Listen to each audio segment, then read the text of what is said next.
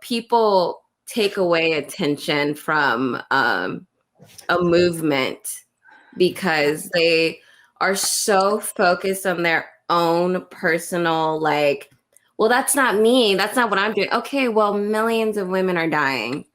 Sorry. And just like with obviously this is not about that, but obviously with the Black Lives Matter movement, people are saying, well, all lives matter. Okay, no one's not saying that. But when we're talking about a situation that needs attention, that needs your dire focus, why are you bringing that up?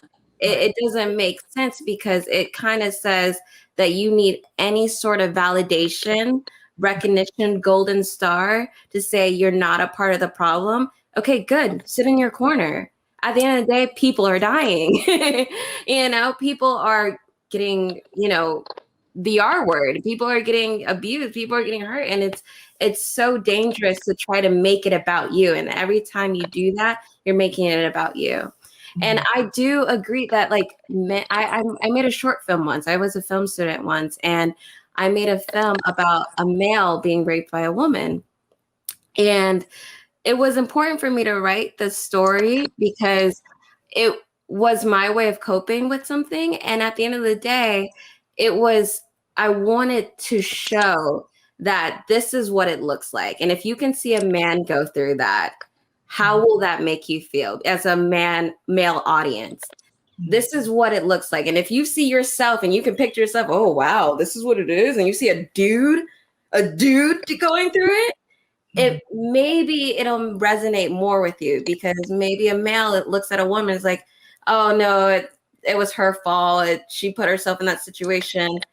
But when you see someone that looks like you or has the same build as yours, male identifying, you're able to resonate with it more and kind of look at introspectively and say, maybe I'm the problem. Yeah, I love that, Tatiyanna. I can't tell you how many of my friends or acquaintances who were male identified shockingly would respond to me if I was upset about the latest dick pic I just received unsolicited. And they would say, well, can't you see how, like, maybe it's confusing to these men? Like, you do openly talk about sex, and that's confusing. I'm not saying it's right, but come on, can't you see, like, where they're coming from? Almost like defending them. And I think what you're saying is so key. These male identified friends of mine don't see themselves in me at all. And what if, and I've said that to them too. What if you got harassed or whatever, and they're like, oh, unsolicited titty pics, bring it on. And they just make a joke of it. So they don't really understand the emotions behind it or the predatory feeling around it or anything like that. So yeah. Anyways, I love that you did that. I do want to add one thing in that I think is important because, we're talking about communication tonight.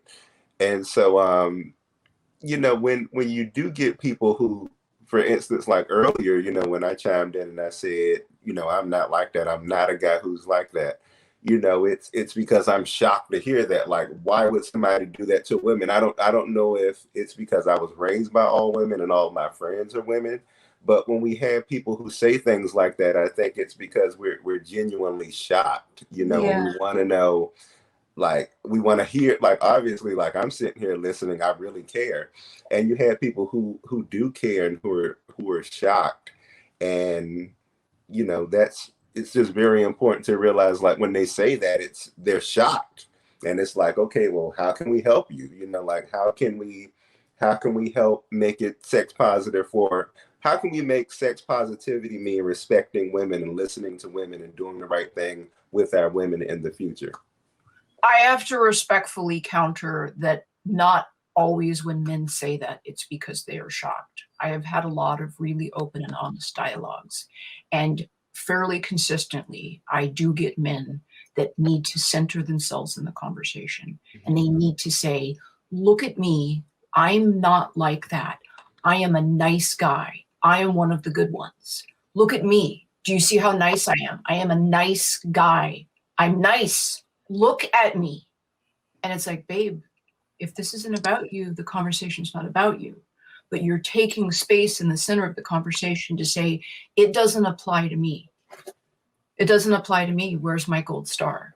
You don't, kudos for being decent. And there are indeed, I'm sure, men that are shocked. But I do see men or white people that need to center themselves in a conversation. Or look at me, I'm one of the good white people.